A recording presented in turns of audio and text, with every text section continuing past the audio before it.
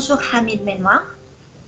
Merci d'avoir accepté de faire cet échange autour de la ville intelligente.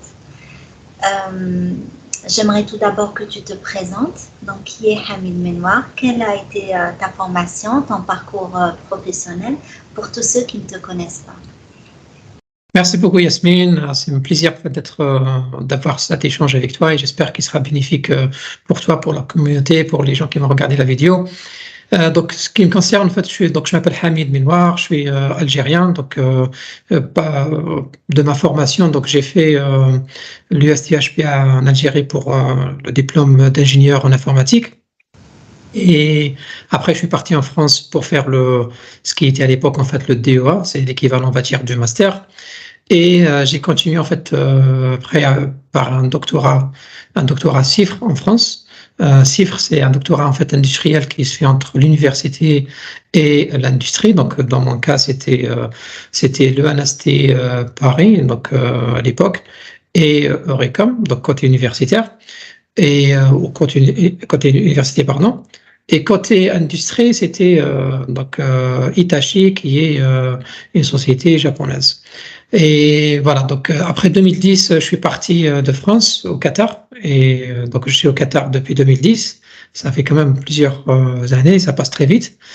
Donc au Qatar, j'ai rejoint en fait un centre d'innovation qui s'appelle le Qatar Mobility Innovation Center, qui est à MIC, où on travaille en fait sur la conception et le développement de solutions pour justement les villes intelligentes. Voilà. Très bien, merci pour cet exposé. Bravo pour votre parcours et votre réussite. Merci. Donc, on va commencer donc à parler de ville intelligente. Je vais commencer par une définition. J'ai pris la définition de Wikipédia. C'est pour moi la définition la plus simple. Une ville intelligente, en anglais Smart City, est une ville utilisant les technologies de l'information et de la communication et de l'Internet des objets pour améliorer la qualité des services urbains ou réduire leurs coûts. D'autres termes ont été utilisés pour des concepts similaires: ville connectée, cyberville, ville numérique, communauté électronique. Alors de ma part, ville intelligente ne veut pas dire que les anciennes villes n'étaient pas intelligentes. Les villes ont toujours été intelligentes par leur organisation, leur fonctionnement. Ville intelligente, pour moi, ça veut dire qu'on utilise des technologies et la science pour une meilleure gestion de la ville, pour un meilleur confort de l'usager. Alors, pour vous, quelle est la définition d'une ville intelligente ? Donc, en effet, en fait, quand on cherche sur Internet et quand on demande aux différents experts, après, tout dépend de leur background, chacun, on va dire, aurait une définition différente. Mais au final, comme tu l'as dit, Yasmine, c'est d'essayer en fait d'améliorer le quotidien des personnes qui vivent dans cette ville en utilisant différentes solutions. Aujourd'hui, c'est vrai que on parle de la Smart City dans le sens où on utilise les TIC et les IoT parce que c'est la technologie qu'on a aujourd'hui. Mais effectivement, donc dans le passé, on a toujours essayé de faire de nos villes des villes plus intelligentes, plus agréables, plus efficaces en utilisant d'autres technologies qui existaient à l'époque. Mais aujourd'hui, c'est ça la définition en fait de la Smart City, c'est d'utiliser l'Internet, d'utiliser la communication sans fil, d'utiliser l'ordinateur, l'informatique et voilà, donc ce qu'on appelle les TIC, technologies d'information et de communication, pour faire une ville qui est plus agréable parce que les services qu'on a dans ces villes sont optimisés et donc quand on optimise les ressources, donc ça fait du bien à tout le monde et ce qui rend la ville agréable. Exact. Alors j'ai justement une autre définition de Rudolf Diffenger. C'est un docteur enseignant et chercheur à Vienne et expert en recherche analytique sur le développement urbain et régional. Il définit les villes intelligentes comme suit. Il dit que elles peuvent être identifiées et classées selon 6 dimensions principales.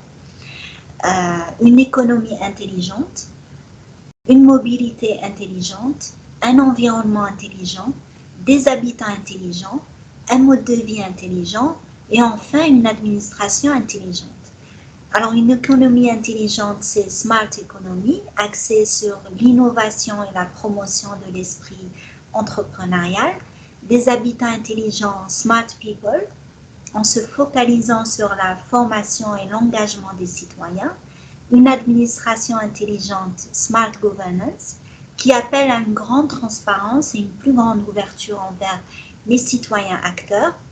Une mobilité intelligente, Smart Mobility, en intégrant des systèmes intelligents, efficaces, accessibles et écologiques dans différents modes de transport. Un environnement intelligent, Smart Environment, en agissant sur deux domaines, à savoir les déchets et l'énergie. Enfin, un mode de vie intelligent, Smart Living, en offrant une meilleure qualité de vie. En résumé, pour rendre notre ville intelligente, on va devoir considérer une infrastructure matérielle. La ville intelligente va être déployée pour aider à mieux vivre, plus nombreux dans la ville. Mais comment? Par exemple, on peut faciliter nos déplacements. Pour cela, on va essayer de rendre nos transports plus fluides, nos routes plus sûres, en anticipant sur la maintenance, sur les travaux à faire entre les connexions, entre tous nos systèmes de transport. On va donc chercher à améliorer notre confort au quotidien sur la pollution sonore, atmosphérique, lumineuse et tout ce qui peut constituer une gêne pour l'usager de la ville. Et tout ça dans le respect de notre environnement pour pouvoir préserver nos ressources naturelles et mieux les gérer. Il peut s'agir de notre consommation d'eau, d'électricité ou de gaz. On peut définir leur consommation, mais aussi chercher à améliorer les collectes et les recyclages de nos déchets. Par quels moyens? Alors tout d'abord, il va falloir prélever les données sur notre environnement et sur nos habitudes et nos déplacements.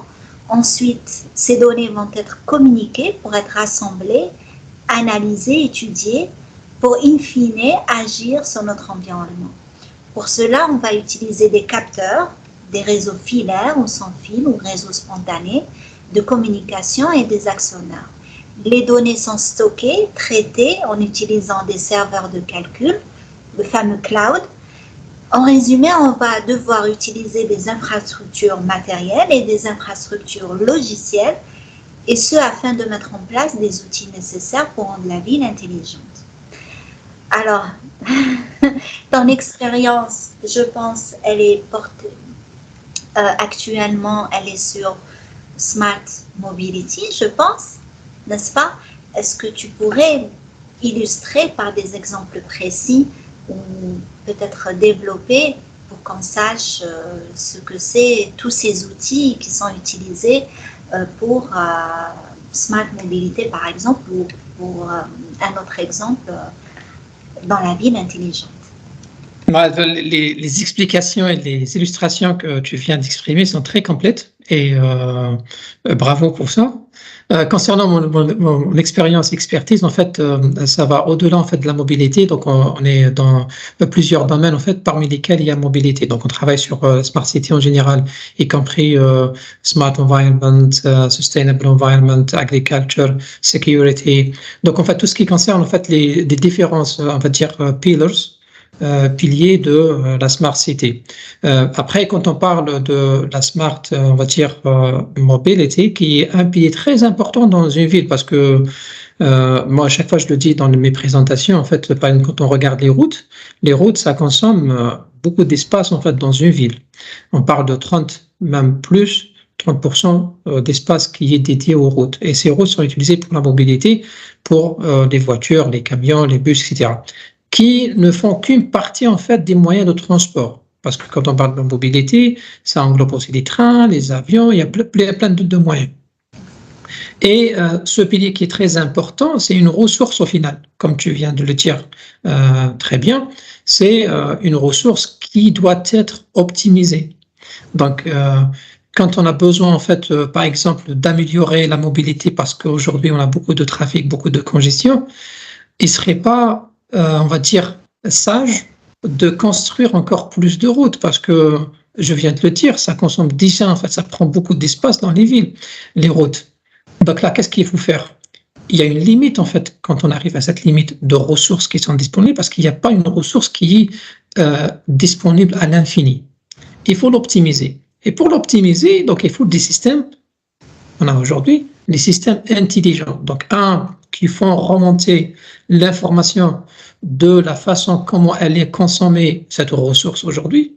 Par exemple, quand on parle du trafic ou des routes, comment il est le trafic aujourd'hui, à tel endroit ou tel endroit, combien de passagers on prévoit en fait aujourd'hui qui vont utiliser telle route ou tel train ou tel moyen de transport. Et quand on remonte cette information, ça va nous permettre en fait d'analyser tout ça à un endroit, on va dire, centralisé ou pas. Et après, on décide en fait comment optimiser ces ressources. Par exemple, quand on a une flotte de bus, on va dire, si on fait à la façon, on va dire, la méthode classique, on va distribuer en fait les bus selon un programme qui est fixe. Mais ça, c'est pas efficace parce que la demande peut changer. Mais quand on sait en fait comment aller la demande en temps réel, parce qu'on a des systèmes qui nous font remonter ces informations, on peut réagir et ajuster en fait la distribution des bus pour répondre à la demande d'une manière efficace. Et voilà, donc après, il y a plusieurs exemples. Il y a plusieurs exemples qui nous permettent d'optimiser le trafic, qui nous permettent d'optimiser les parkings. Moi, je vais par exemple, le matin, je décide d'aller quelque part parce que j'ai une réunion où j'ai peut-être des courses à faire dans la ville, au centre-ville, et je cherche un parking. Donc, le temps que je prenne en fait pour trouver un parking peut être optimisé. Donc, pourquoi? Parce que j'utilise une application qui me dit en fait, au moment où j'arrive là-bas, ou même avant, quel parking choisir là où j'aurai des places. Et donc là, quand je dis j'optimise le temps de recherche de parking, ça, on peut aussi le lier en fait à la sauvegarde de l'environnement parce que j'ai utilisé ma voiture moins, donc j'ai consommé moins de carburant. J'ai créé en fait moins de stress parce que j'ai pas contribué beaucoup en fait à la circulation sur la route qui est déjà élevée. Donc là, on a optimisé beaucoup de ressources en fait avec une seule application. Et des applications comme ça, il y en a plein autour de la mobilité. Et peux-tu nous citer, donc pour cela, des capteurs sont utilisés, peux-tu nous citer des exemples de capteurs qui sont mis en place dans la ville, capteurs matériels ou humains, parce que nous-mêmes on fait des capteurs embarqués, n'est-ce pas? Effectivement, en fait, smartphones. Et bien, en fait, quand on parle de la mobilité, c'est une des très anciennes applications IoT. IoT, pour ceux qui ne connaissent pas, c'est l'Internet. Enfin, c'est de l'anglais, c'est IoT, Internet of Things. En français, c'est l'Internet des objets. Et l'une des applications les plus anciennes, c'est la mobilité. C'est le fameux, en fait, borne GPS qu'on met dans les voitures pour nous permettre, en fait, de localiser ou géolocaliser notre voiture. Et donc, simple application, c'est d'avoir cette borne dans ma voiture. Si on me vole ma voiture, je peux savoir où je peux trouver ma voiture. Parce que la voiture, en fait, la borne qui est installée dans la voiture, elle m'envoie sa localisation GPS. Et bien sûr, après, on peut penser à plusieurs applications, optimisation des fleets pour les gens qui ont, par exemple, une fleet assez large qui devient pas facile à gérer. Et cette borne qu'on appelle une borne IoT, elle peut aussi servir pour collecter d'autres informations. Si j'ai par exemple un certain nombre, on va dire 10% en fait des voitures qui circulent dans la ville, là par exemple je peux faire référence au taxi, au bus, les fleets par exemple de la municipalité, donc des fleets en fait qui appartiennent en fait à des entités qui peuvent collaborer avec nous. Si on met une borne GPS dans ces véhicules, ils nous font en fait remonter le trafic. Comment? Donc moi, quand je vois la voiture, par exemple, plusieurs voitures équipées avec cette borne qui circulent sur une autoroute ou une route à 80 km, on va dire la vitesse limite, et circulent à 50 km par heure. C'est beaucoup au-dessous de la vitesse limite. Donc là, je peux comprendre qu'il y a un problème. Certainement, il y a du trafic. C'est une congestion en fait de trafic qui est sur ce segment de route. Et c'est comme ça en fait qu'on peut calculer par exemple l'état du trafic en temps réel. Vous avez parlé aussi de le facteur humain. Le facteur humain, il peut contribuer bien sûr les gens, ils parlent sur les réseaux sociaux aujourd'hui et ils partagent leur expérience. Cette expérience, elle peut être capturée par des systèmes qui, le mot technique, c'est sniffer en fait. Donc, écouter ces réseaux sociaux et comprendre ce qui se passe dans la ville.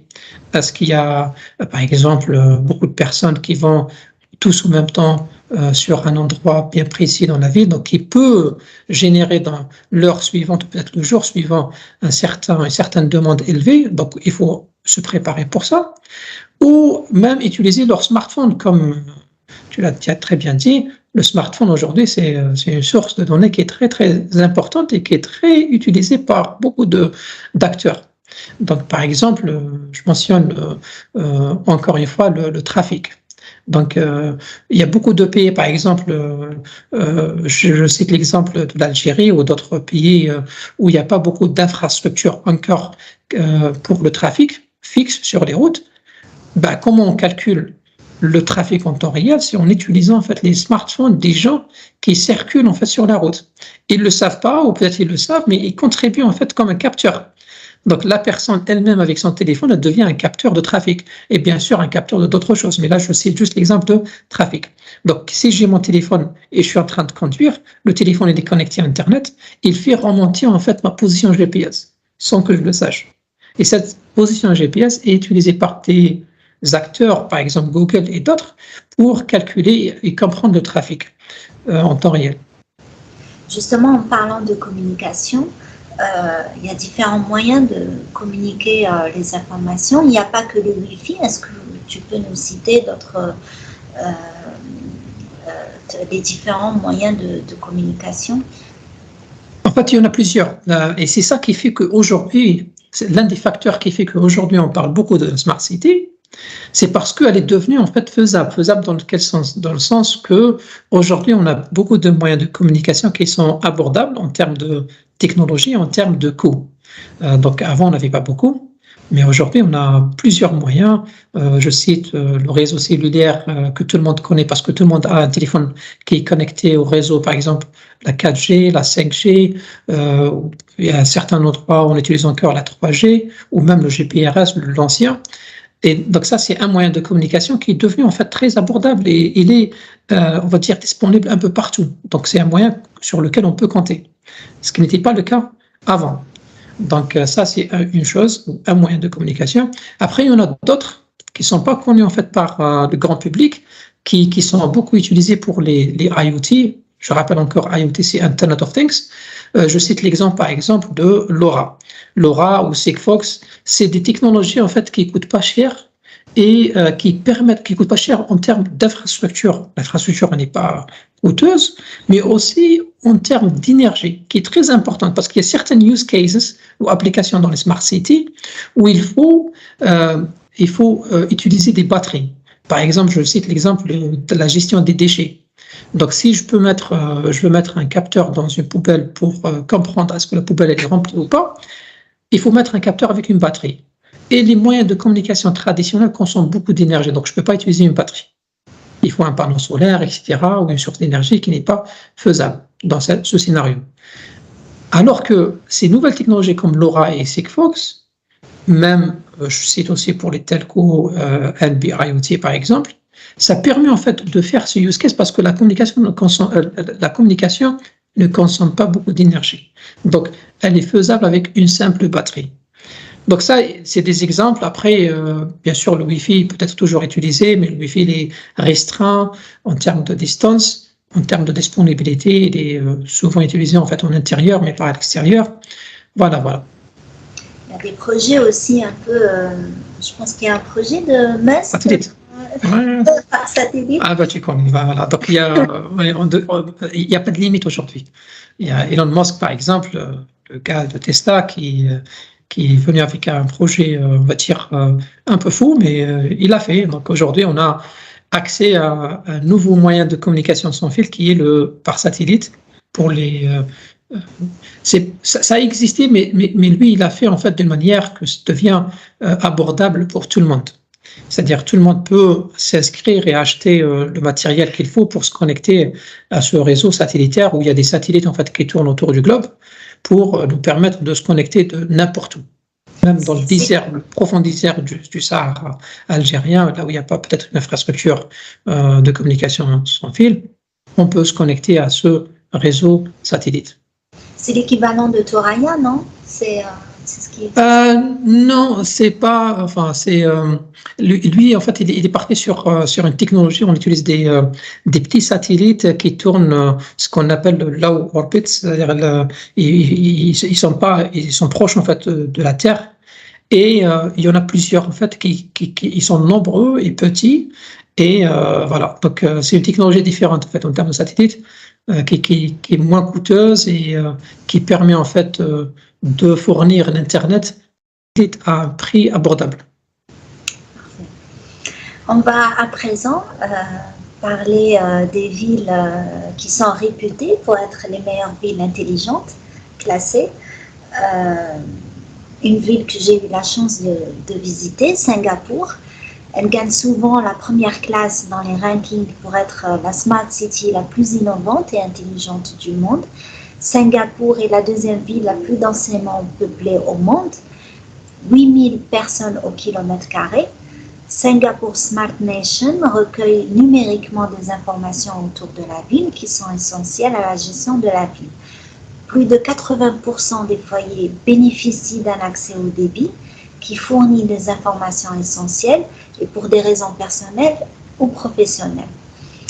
Il y a Dubaï, la ville où je réside actuellement. Cette ville est connue pour son programme Smart Dubai 2021 qui prévoit de digitaliser tous les services gouvernementaux. Ainsi, Smart Dubai a développé le service Dubai Now pour permettre aux usagers un accès numérique à plus de 120 services gouvernementaux et privés. Les habitants peuvent ainsi payer leurs impôts, leur essence ou encore renouveler l'immatriculation de leur véhicule en ligne. Les administrations sont également passées au tout numérique puisque dès le lancement du projet, l'idée était à partir de 2021 de supprimer l'usage du papier dans toutes les procédures gouvernementales. Ça, c'est une chose vraie parce que depuis que je réside à Dubaï, on n'a pas de boîte aux lettres en fait. Personne n'a de boîte aux lettres. Et je n'ai jamais, si je compare par exemple par rapport à Paris où j'étais avant, où la boîte aux lettres au bout d'une semaine, elle était, c'était pas possible. Et je n'ai jamais eu recours à l'envoi de courrier par la poste. Pareil. Donc, toutes les procédures sont faites via des applications. Et je pense que c'est une bonne chose parce que finalement, le papier est fini à la poubelle et ce n'est pas écologique. Et pour l'exposition universelle 2020, un quartier de Dubaï a été construit équipé de 200 000 capteurs et de 15 000 caméras. Un système centralisé permet d'analyser les données et de piloter les grandes fonctions urbaines, les réseaux, les infrastructures ou la sécurité. Alors toi qui habites au Qatar, tu as eu la chance d'assister à la Coupe du Monde. Il y a eu des échos très très positifs. Les gens ont été impressionnés par l'organisation et la gestion de cette Coupe du Monde. Tout le monde a été impressionné concernant la sécurité, le trafic. Alors, peux-tu nous donner des exemples concrets qui ont été mis en place justement pour le bon déroulement de cette Coupe du Monde? Ouais, très bien. En fait, donc, tu viens de confirmer, en fait, ces systèmes intelligents, en fait, ils ne font que améliorer notre quotidien. Donc, moins de papier, moins de lettres papier dans boîte aux lettres. Et puis, donc là, c'est bien pour l'environnement. Et puis, c'est aussi pratique. Donc, c'est plus rapide.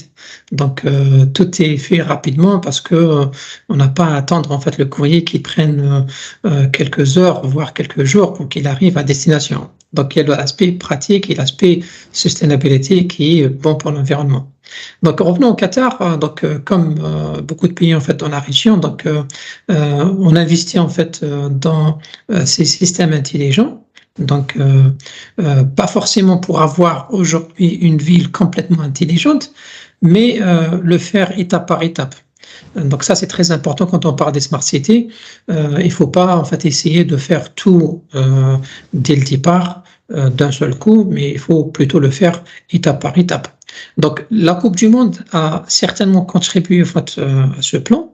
Donc à travailler, on va dire, sur certains aspects qui sont importants en fait pour la gestion d'un tel événement qui est gigantesque, par exemple le trafic.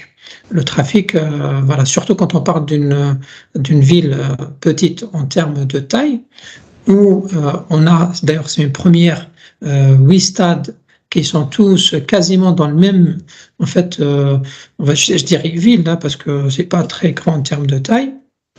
Et tous les fans, toutes les personnes qui viennent, ils viennent tous en même temps, et ça crée beaucoup de challenges.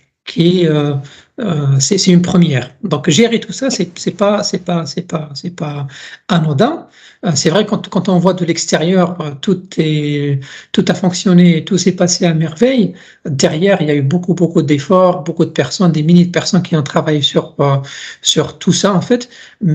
Mais le côté smart systems ou smart city a joué un rôle important, je pense, à mon avis, parce qu'il y a des use cases dont je peux parler, par exemple l'optimisation en fait du parcours des bus qui sont utilisés en fait pour transporter en fait les fans ou transporter en fait les gens durant la Coupe du Monde, auxquels on donnait en fait une priorité. C'est-à-dire le bus, en fait, quand il arrive à une intersection où il y a un trafic, il y a le traffic signal, donc les feux tricolores, on donne priorité à ces bus. Donc à l'avance, on prépare en fait l'intersection pour que le bus ait une expérience, on va dire, smooth et rapide.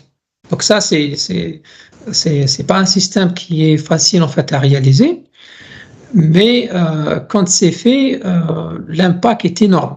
Peut-être les gens, ils ne le ressentent pas directement, mais ils le ressentent à la fin quand ils disent que, en final, on n'a pas vu, en fait, on n'a pas remarqué qu'il y avait beaucoup de trafic. Et pourtant, il y avait trop de monde, il y avait beaucoup de monde dans la ville.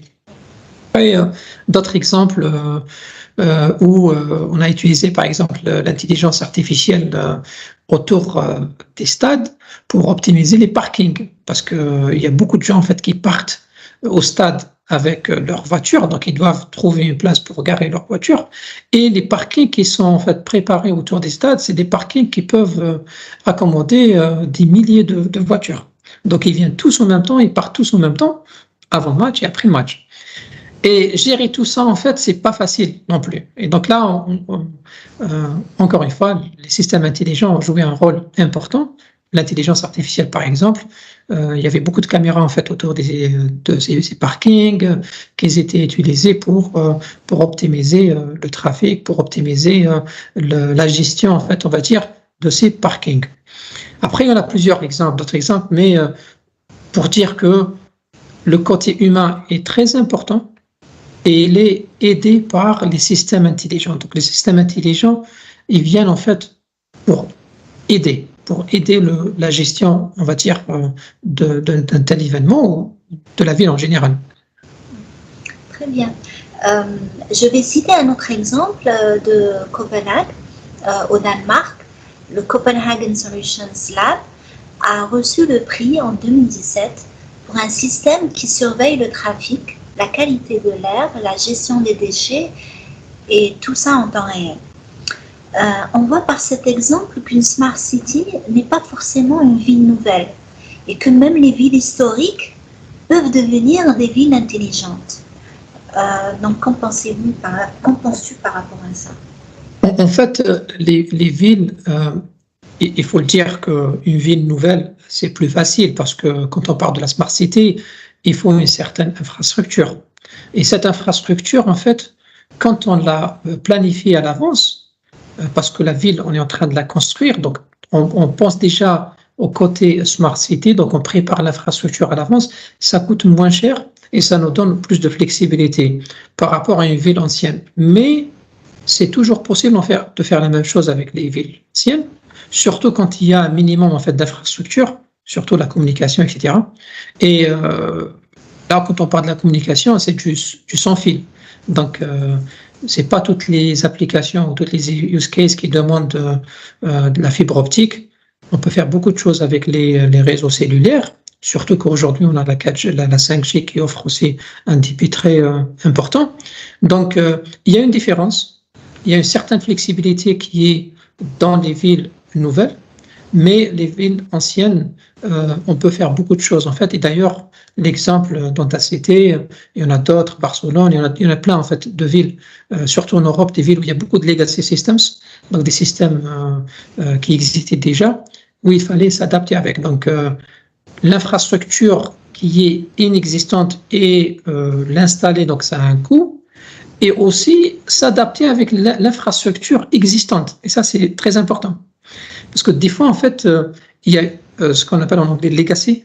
Donc, c'est des systèmes qui sont déjà en place, qui étaient là, et on veut déployer une nouvelle technologie, et il faut en fait interfacer avec cette technologie existante qui existe dans les anciennes villes.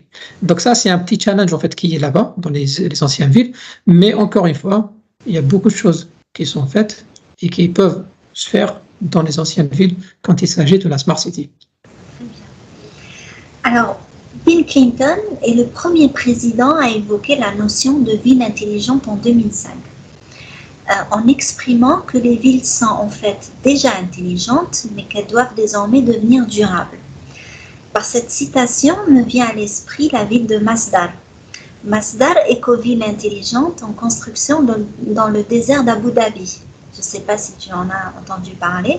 Appelée à devenir une ville modèle, Masdar City a l'ambition de devenir la première cité avec une ville sans émissions de carbone et sans déchets.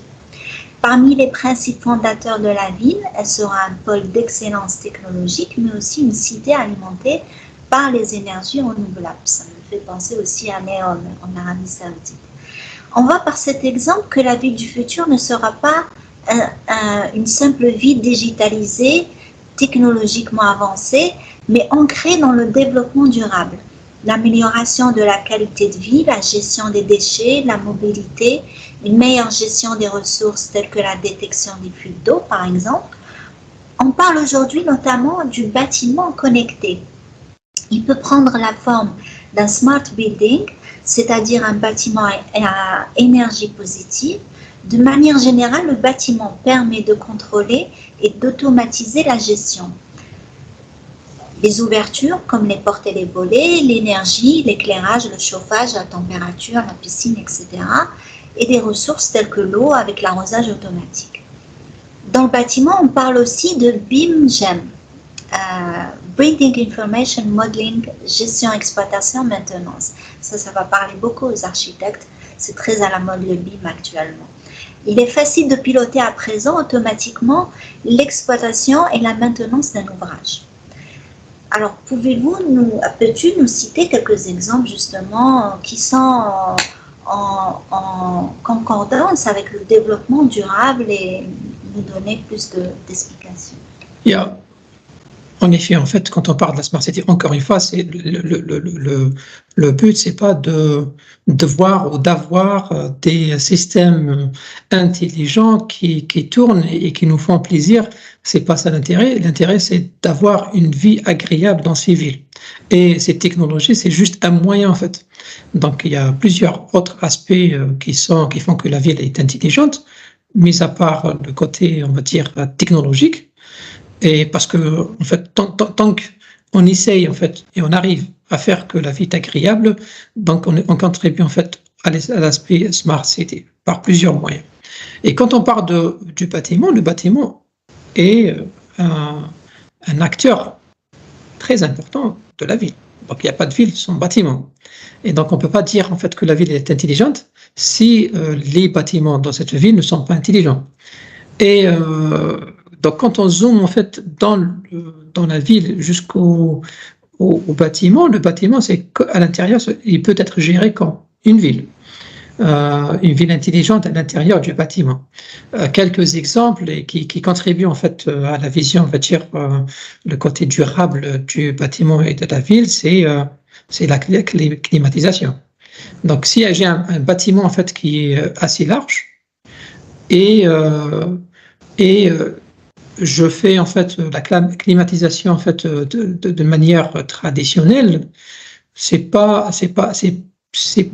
veux pas dire c'est pas joli, mais ça peut être amélioré dans le sens où j'ai pas besoin en fait que tout l'espace ou les espaces dans le bâtiment soient climatisés à une certaine température, alors qu'il y a certains peut-être parties du bâtiment qui est utilisée. Il y a beaucoup de personnes là-bas, des bureaux par exemple, alors qu'il y a un autre côté où il y a personne aujourd'hui, ou peut-être il y a personne à cette heure-là. Et donc là, il faut avoir un système qui est assez intelligent pour qu'il puisse décider où est-ce qu'il faut mettre plus de clim et là où il faut mettre moins de clim. Et il y a des systèmes qui existent aujourd'hui, qui sont dans le marché et qui font ça et qui sont très efficaces et qui prouvent et qui montrent qu'ils peuvent augmenter en fait optimiser la consommation d'énergie par exemple. L'énergie et puis faire en sorte que encore une fois, on revient à l'aspect vie agréable, donc une vie dans le bâtiment qui est agréable, donc sans en fait sacrifier en fait le confort de l'utilisateur, on peut toujours optimiser et réduire notre facture d'électricité dans ce cas-là. Et ça peut s'appliquer à d'autres ressources, de l'eau ou d'autres choses, avec le même concept. D'autres exemples, on a parlé du trafic, mais si je dis que même dans le bâtiment, on peut parler du trafic, ça peut paraître un peu bizarre, mais je prends l'exemple des très hauts bâtiments, les gratte-ciel par exemple, où il y a des ascenseurs en fait qui font, c'est comme une autoroute verticale dans le bâtiment. Et on a plusieurs ascenseurs. Ces ascenseurs, donc c'est une ressource aussi. On ne peut pas mettre 30 ascenseurs parce qu'on n'a pas envie que les gens attendent en bas au rez-de-chaussée plus de 5 minutes. Là, qu'est-ce qu'il faut faire là? Il faut garder le nombre, on va dire, optimal d'ascenseurs, mais optimiser leur fonctionnement. C'est comme une autoroute. Donc, quand est-ce que l'ascenseur il descend? Quand est-ce qu'il remonte? À quel étage il s'arrête? Et tout ça, en fait, c'est de l'optimisation. Il y a des systèmes qui font ça. Et il y en a même qui projettent, en fait, de préparer l'ascenseur en fonction en fait des personnes qui sont dans la rue et qui vont venir parce qu'on connaît leur comportement, parce que c'est des gens qui travaillent là-bas ou qui vivent là-bas, donc on connaît leur comportement.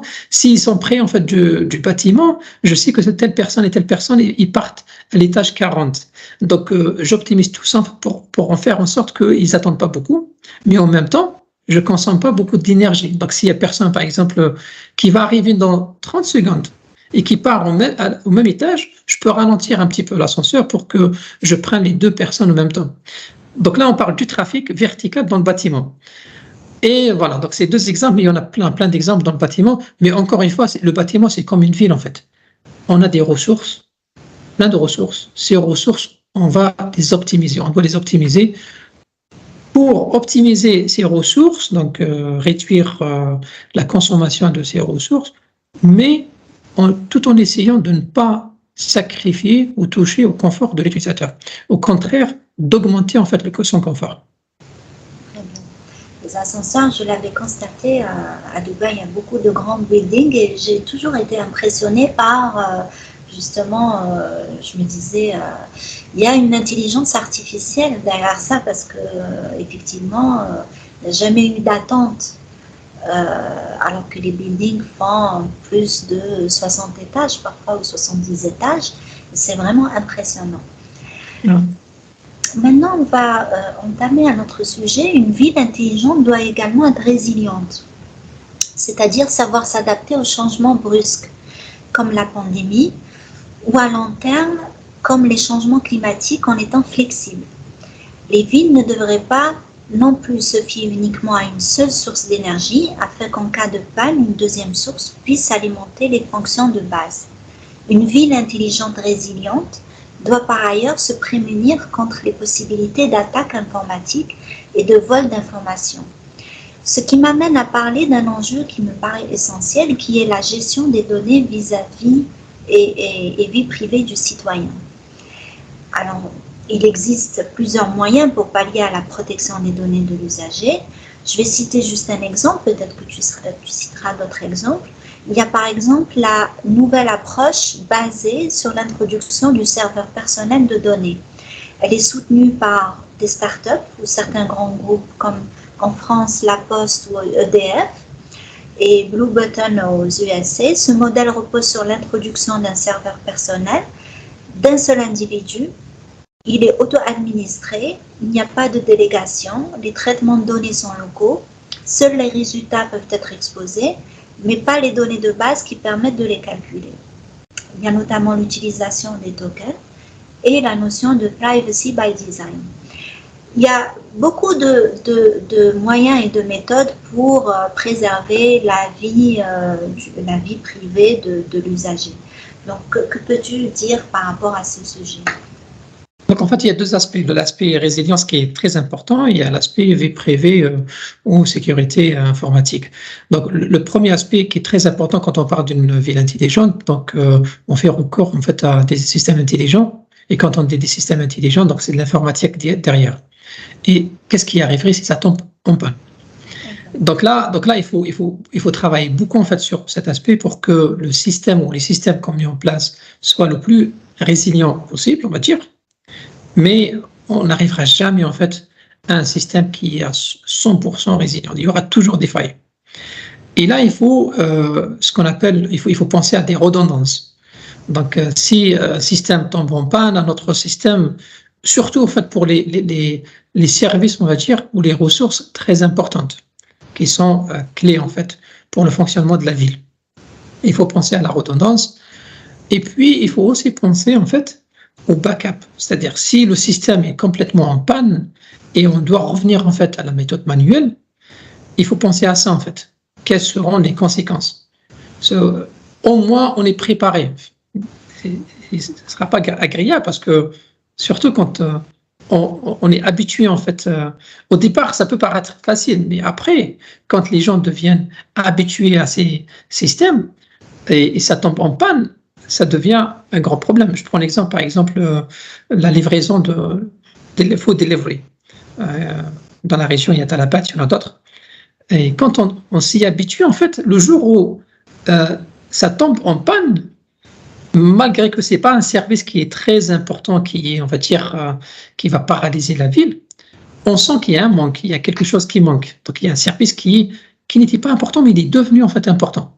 Donc là, il faut se préparer en fait à avoir des backups, c'est-à-dire pouvoir avoir un plan de revenir en fait à la méthode ancienne, juste comme un backup, le temps de relancer en fait les solutions intelligentes. Mais encore une fois, avant ça, il y a ce qu'on appelle la redondance, qui est très importante et qui est en lien aussi avec les données. Parce que les données, au final, sont sauvegardées dans des serveurs. Et aujourd'hui, on parle beaucoup du cloud. Et la plupart des solutions sont mises dans les clouds. Parce que le cloud, c'est beaucoup plus pratique, c'est beaucoup plus, on va dire, optimisé en termes de coûts. Au lieu d'avoir mes propres serveurs, ce qu'on appelle in-house, et avoir ma propre équipe IT qui va gérer cette infrastructure locale, qui coûte très cher, je délègue ça en fait à des spécialistes qui offrent le même service en ligne et qui me coûterait beaucoup moins cher et où ils peuvent en fait recruter, on va dire, les plus grands experts en sécurité. Donc même en termes de sécurité, je préfère compter ou déléguer ça à ces experts que avoir mes propres experts que je recrute moi-même. Donc c'est pratique le cloud. Mais malgré ça, il y aura toujours des failles. Quand on parle d'informatique et communication, il n'y a personne qui peut nous dire que c'est sécurisé à 100%. On essaie toujours en fait de sécuriser le maximum, mais il y aura toujours des failles. Et là, voilà, il faut juste en fait continuer en fait à essayer de trouver toujours des solutions meilleures en termes de sécurité, qui protègent aussi la vie privée des gens, parce que dans la Smart City, on collecte beaucoup d'informations. Et ça se fait même aujourd'hui, je veux dire, même dans des villes où il n'y a pas forcément l'aspect Smart City qui n'est pas très présent, on collecte beaucoup d'informations des personnes par leur téléphone, smartphone, par leurs réseaux sociaux, etc., etc. Donc l'aspect vie privée est très important. Il y a des solutions, mais encore une fois, je le dis, il n'y a pas de solution qui est fiable à 100%, il y aura toujours des failles. Et il faut travailler avec ça, il faut vivre avec et essayer toujours de s'améliorer et de faire de mieux en mieux. En termes de serveur, donc avoir son propre serveur qui est géré par sa propre équipe. En fait, dans le passé, c'était comme ça. Après, on est passé au cloud, et aujourd'hui, en fait, on revient un petit peu au edge, donc avoir son propre serveur chez lui, etc. Peut-être pour traiter en fait certains aspects de vie privée, de confidentialité. J'ai des données que je veux pas, par exemple, mettre chez un cloud X ou Y, sachant qu'au final, ils peuvent avoir accès à ça. Ça se fait, mais ça a des conséquences, comme je l'ai dit, en termes de coûts, en termes de sécurité, en termes de gestion, etc. Mais quand la use case ou l'application le nécessite, bah, il faut le faire. Et il faut le faire. Et donc, ceci dit qu'il y a beaucoup de flexibilité, en fait. Et c'est ça le côté bon aujourd'hui, c'est que on s'est beaucoup avancé dans la technologie, qu'on a aujourd'hui beaucoup de flexibilité en termes de data processing, donc en termes de serveurs, etc. En termes de communication, on a plusieurs moyens. En termes d'infrastructure, on a plusieurs options, plusieurs options. Donc, et ça, c'est agréable. C'est agréable. Ça nous permet en fait d'avoir une flexibilité pour faire affaire à tout type d'application, on va dire. Voilà. On va maintenant citer quelques villes africaines. D'abord, il y a le Smart Village au Caire. En 2015, l'Égypte entreprend la construction d'une capitale administrative pour que la capitale du Caire respire un peu. En Afrique, une large majorité des projets des villes intelligentes construites en Afrique par la Chine le sont à l'initiative de Huawei, qui en mai 2018 a lancé des fonds de 1,5 milliard de dollars pour soutenir le développement des villes intelligentes sur le continent. Donc, en Côte d'Ivoire, Gaborone en Botswana, Accra au Ghana. Les projets sont labellisés Safe City. En Tunisie,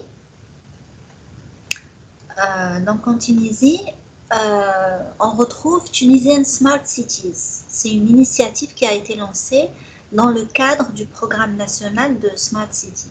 C'est un projet ambitieux qui a pour but de créer un réseau national des villes tunisiennes qui se veulent une smart and sustainable city. En Algérie, là, dernièrement, j'ai vu un exemple. Une start-up algérienne, Farm AI, a travaillé sur l'usage de l'intelligence artificielle dans l'autonomisation de l'agriculture, ciblant particulièrement la lutte contre la maladie de la rouille qui cause des pertes considérables à la céréaculture. La start-up algérienne a développé un système de détection précoce de la rouille par le biais de drones qui surveillent les champs. Donc, on a plusieurs exemples à travers l'Afrique et les villes maghrébines. Donc, penses-tu par exemple que le développement peut se faire activement dans les villes africaines ou dans les villes maghrébines? Est-ce possible? Je sais aussi il ne s'agit pas seulement de moyens matériaux, mais aussi de moyens humains. Ça demande un savoir-faire, une intelligentsia. Comment ça peut se faire et est-ce que ça peut se faire? Qu'en penses-tu? En fait, quand on parle de la Smart City, certains gens penseraient toujours aux villes très développées.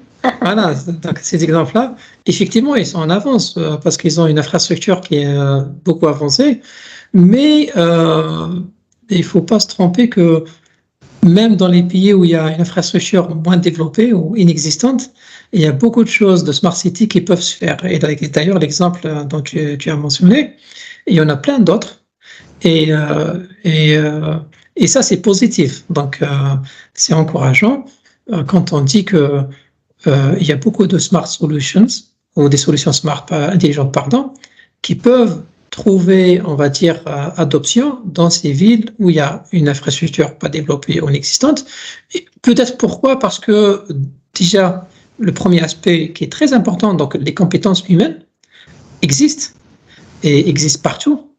Et ça, c'est très important. Donc, ces compétences qui sont importantes pour développer des solutions, déjà pour trouver, identifier les problèmes, leur trouver la solution et la développer en local. Donc ça se fait. Les gens qui sont en fait prêts à utiliser ces solutions existent. Et il y a une certaine, on va dire, infrastructure minimale qui est aujourd'hui existante un peu partout dans le monde, qui est la téléphonie mobile. Donc tout le monde a un smartphone.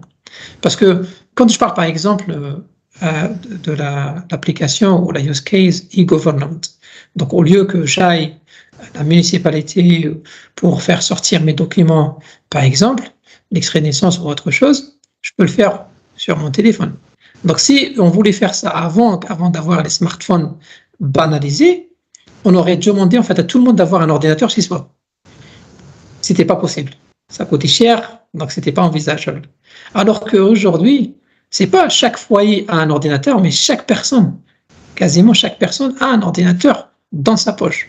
Et donc qui permet ou qui fait en sorte que cette application use case devienne faisable. Et on peut donc mapper ça sur d'autres applications qui peuvent se faire juste avec un téléphone mobile et avoir un accès à Internet. C'est vrai, l'accès à Internet n'est pas très bon partout, dans des villes où l'infrastructure n'est pas encore développée bien, mais Internet est là. Il y a des use cases qui demandent que l'Internet soit bonne et fiable et disponible tout le temps, mais il y en a beaucoup plus d'applications qui demandent juste un accès à Internet, pas forcément fiable tout le temps ou disponible tout le temps ou partout. Donc il y a beaucoup de choses qui peuvent se faire, d'ailleurs qui se font, des exemples dont tu as parlé. Et là, en parlant de drones, en fait, moi je rajoute encore et dire qu'il y a des use cases qui trouvent chemin en Afrique, par exemple, mais pas ailleurs. Par exemple, la livraison des médicaments. La livraison des médicaments par drone, on a essayé, quand on dit le monde a essayé en fait de les faire un peu partout dans les villes développées, mais ça n'a pas trouvé en fait d'adoption parce que c'est pas, quand on pèse en fait le côté pratique et le côté safety, etc., regulation, il y a un décalage. Mais par contre, en Afrique, c'est, comme on dit en anglais, straightforward. Donc c'est très clair, il y a une faisabilité qui est très élevée, il y a des villages qui sont très isolés, et quand on veut livrer en fait un médicament ou autre chose, on envoie un drone.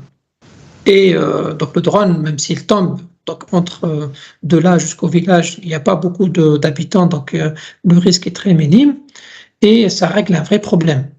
Donc il y a des use cases qui ne trouvent chemin que dans des pays comme l'Afrique ou ailleurs où il y a l'infrastructure faible ou inexistante. Voilà, donc oui, ça suit.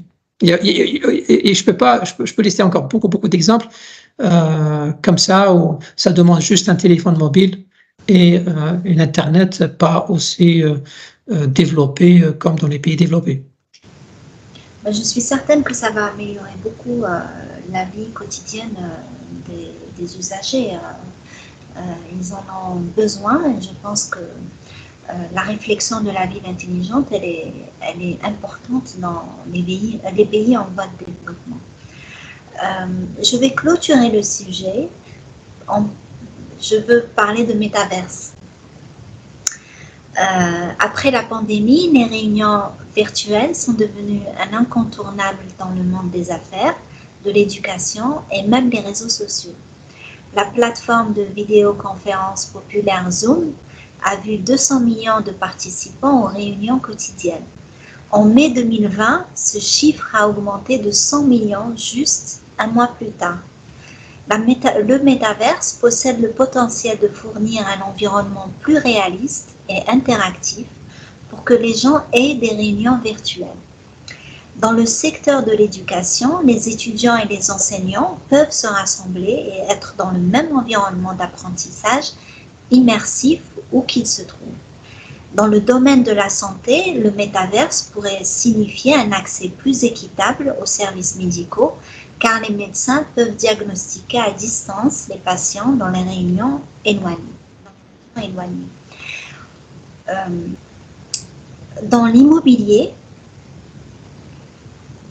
les acheteurs intéressés peuvent d'abord avoir un jumeau numérique d'une propriété avant de se déplacer physiquement et pour finaliser la transaction. La même approche peut être appliquée au voyage et au tourisme. Lorsque les gens visitent des simulations virtuelles d'une attraction avant de la voir en personne. Séoul simplifie les démarches administratives grâce au métaverse. Séoul a lancé son programme Métaverse Séoul avec l'ambition d'être un leader mondial. D'ores et déjà, des citoyens évitent le déplacement physique dans les administrations municipales pour des entretiens avec des avatars, permettant ainsi de régler les conflits de voisinage ou de participer à des consultations civiques. Séoul cherche également à développer le tourisme virtuel, tant pour les Coréens que pour les étrangers. Ma question est la suivante. Penses-tu que le métaverse, l'Internet du futur, dans lequel il sera possible de se déplacer via un avatar, se dessine comme l'une des pierres angulaires des villes intelligentes à venir? C'est un sujet qui est très intéressant et peut être controversé en fait parce que il y en a différents avis en fait là-dessus parce que on sait que c'est une technologie qui va changer en fait notre façon de vivre. Et avant de parler de métaverse, déjà quand on regarde en fait notre façon de vivre avant la Covid et après, il y a eu beaucoup de changements. Les gens se déplacent maintenant moins, donc voyagent moins pour les réunions. Nous, avant la Covid, dès qu'il y a besoin de faire une réunion, la première réflexion c'était prendre l'avion et aller voyager pour un meeting de quelques heures. Alors aujourd'hui, c'est plus le cas. Donc il y a eu un changement. Donc on privilège en fait la réunion en ligne que le voyage.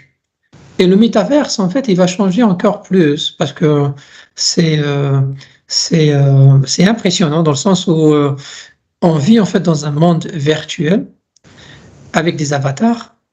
Et là, on est en train de faire cet échange par caméra en ligne. Et dans le métaverse, en fait, on va se retrouver en fait dans la même salle virtuelle, côte à côte, où on peut échanger, parler, etc. Et donc, ça va changer beaucoup de choses.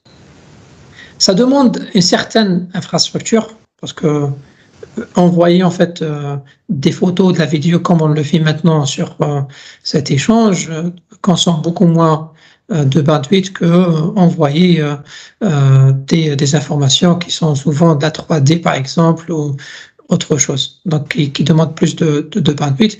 Mais la technologie de communication de l'Internet avance pour permettre cela. L'impact sur la Smart City, donc si je dis qu'elle aura un impact sur notre vie quotidienne, donc en effet, elle aura un impact sur la Smart City. Il y aura beaucoup de choses en fait qui vont se faire sur la métaverse, où les gens ils n'ont pas besoin en fait de se déplacer et ils peuvent le faire par métaverse, par le jumeau numérique. Moi, je ne savais pas que ça s'appelait comme ça. Moi, je l'ai appelé toujours Digital Twins en anglais, mais c'est intéressant, j'ai appris quelque chose. Digital Twins, pour ceux qui ne connaissent pas, en fait, c'est... je prends l'exemple, par exemple, dans une usine, par exemple, il y a, on va dire, un appareil, une machine, on va dire, machinerie. Donc, je peux avoir une réplique en fait de cette machine dans ce monde virtuel qui peut être juste une projection 3D sur mon ordinateur ou une projection 3D dans le métaverse, ce fameux monde virtuel, et qui réplique en fait toutes les fonctions de cette machine. Donc, si je vois dans le réel cette machine a un voyant qui s'allume rouge ou il s'allume vert, et je regarde dans le côté virtuel, sa projection, elle va afficher la même chose. Donc là, c'est beaucoup plus que la IoT. Donc c'est la IoT, le côté 3D, le côté virtual reality. Donc il y a tout ça. Ça peut faire peur parce que c'est un grand changement en fait. Si elle est adoptée en fait d'une manière massive, certainement ça va impacter notre façon de vivre. que ce soit pour les réunions professionnelles ou pour les réunions personnelles. Donc, au lieu d'aller visiter sa famille physiquement en personne, on peut faire ça, des réunions familiales sur Metaverse. Et donc, ça aura un changement, ça aura un impact. J'espère que l'impact, certainement, il y aura un côté de l'impact qui est positif. Donc, là-dessus, j'ai pas de doute. Après, le doute, c'est sur le côté négatif. Est-ce qu'il y aura un impact négatif sur la société, sur les gens? Peut-être qu'il y a des gens qui vont préférer de ne jamais sortir de chez soi et vivre complètement dans le côté virtuel. Et là, on bascule sur l'autre côté qui peut être triste, on va dire.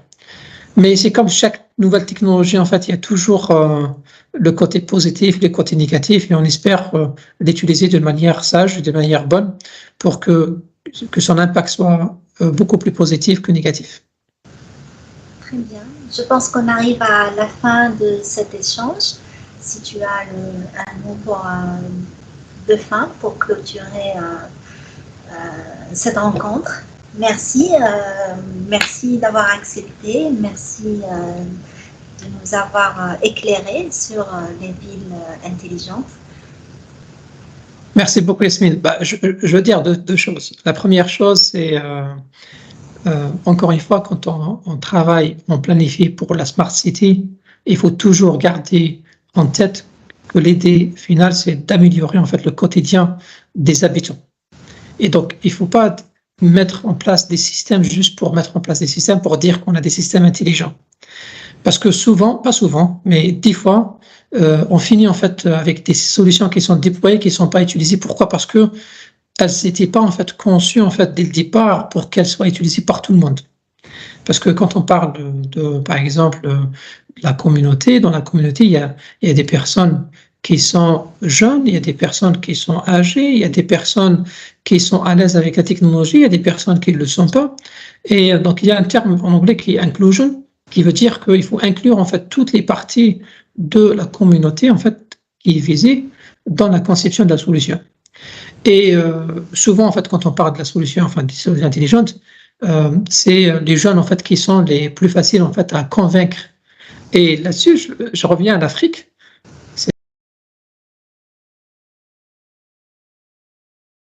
La proportion de la population elle est plus jeune que âgée, et donc il y a plus de potentiel que les solutions soient acceptées, adoptées rapidement qu'ailleurs, où la population elle est plus âgée.